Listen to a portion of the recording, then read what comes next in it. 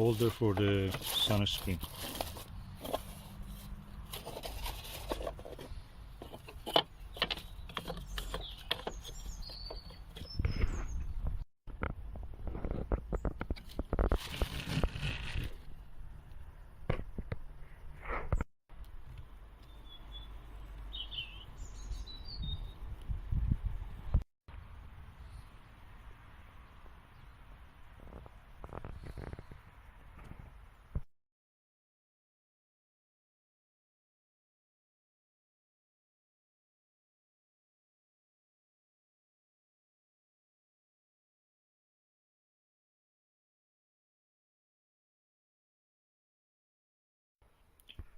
Okay, I'm now observing with the F20 H.O.C Refractor Telescope, 60mm one.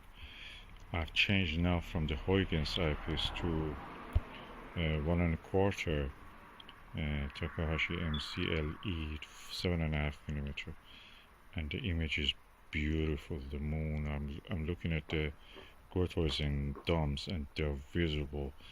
The beautiful. I mean, the shape is beautiful, clear. Probably one of the clearest I've ever seen. And Aristarchus Plateau and all the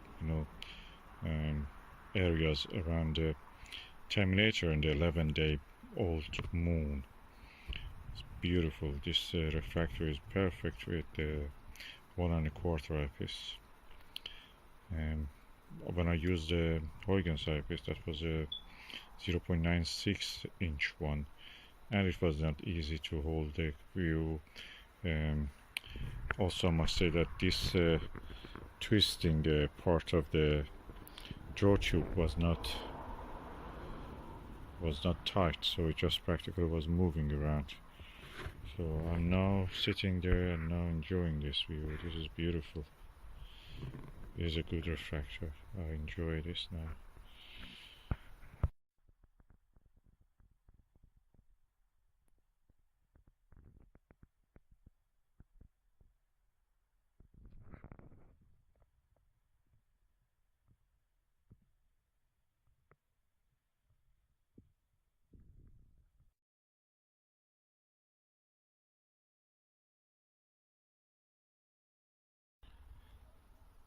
I'm now using the Nirvana 4mm, and I can see a lot of details in the grottoisin area and the grottoisin lunar domes. Beautiful. It's a little bit difficult to see. There is a lot of specks and things. Also, if you have floaters, you will see floaters also magnified. To be honest, I prefer the 7.5mm Takahashi one, but yet this is also nice. It's not bad, although it's not as easy.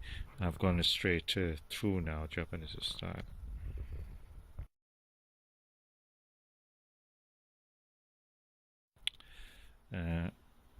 Unfortunately, the weather is very wet, and just everything is covered in the mist and the condensation after a while. So I may just pack up and go. It is a very wet night. Look at the lens. It's covered with condensation. I could see a lot of details with the 8mm Starguider eyepiece and 7.5mm Takahashi, two belts, and it was chromatic aberration free. It was perfect. But unfortunately, because it's so damp, I cannot. I mean, the eyepiece was fogged. Now I see that the halo I was seeing is because the objective lens is also covered in the condensation. So I'll call it a day. I will do this test again, and hopefully that will be better by that time.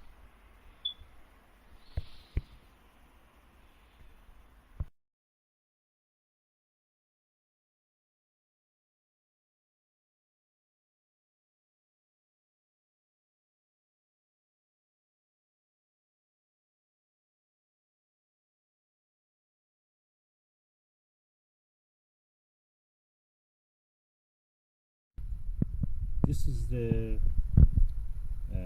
F20 60mm 1200 focal length refractor telescope is equal to RS61-D, famous refractor. It's a very long refractor with a focal ratio of 20 f-20. That makes it planetary, really planet-killer telescope in a sense. The lens has these spacers originals. Outside is a bit dusty, so it needs to be cleaned. Probably has not been used for a long time. The external diameter of the tube is 7mm. I used the tube rings and the dovetail mount for the Skywatcher ED72 Apochromatic telescope with a adapted mouse pad. It's foamy one, and just it fits like that. As you can see, this is a serial number.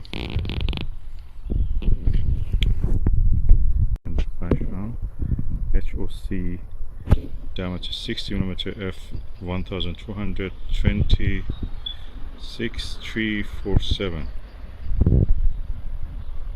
is a serial number. There's a lovely 6x3cm finder scope. Unlike many of the telescope of those time, it has a screw for holding the diagonal, and also I use this diagonal which has a screw also on it. Diagonal itself needs cleaning. I'm using this 40mm asymmetric Huygens Japanese eyepiece with this.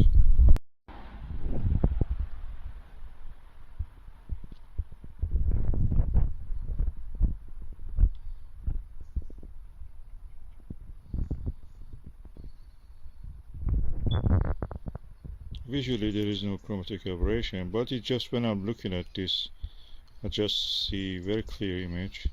At the same time, I realize that many of the modern telescopes that we have, how nice they are compared to what was considered the best. Classic telescopes are like this. Wow, on the Jupiter it shines.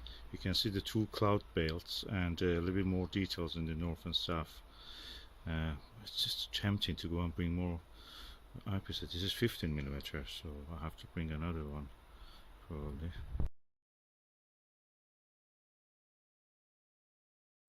Okay, I'm now using the Huygens 12.5mm, and just immediately with magnified. I don't see any more details.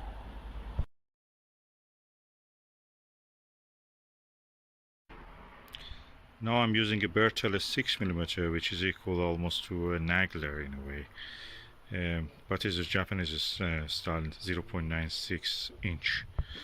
The image deteriorates, you don't see any more detail. Two bands, that's it. And I can say that the optimum in this condition at this time that I'm using with my eye for this refractor is 15mm on the Jupiter. It's of course chromatic aberration free. I didn't see any false color, anything. Probably this is not a strong point for this. Probably it is better for doing the double star splitting. I'm not sure. The thing is that classic telescopes are what they are, classic. Modern telescopes, even the weakest of them, are really superior to in many ways to them. And I think that the many hype and many talk about the classic telescope is really good, no matter what they are. I believe it's just by the few collectors who are trying to keep up the price of their equipment for resale value. I don't see any other merit to a modern telescope made in China over something like these classic telescopes. They had their time, they were good for a time, maybe people have good memories of them, and childhood memories especially, but now the days are past, we have better equipment. I will try these telescopes next time with the modern eyepieces just to see what difference they make, the modern eyepieces like Plusle and other things. I have to use the adapter. I will try it on display sky objects also just to see how it is. Maybe it gets better.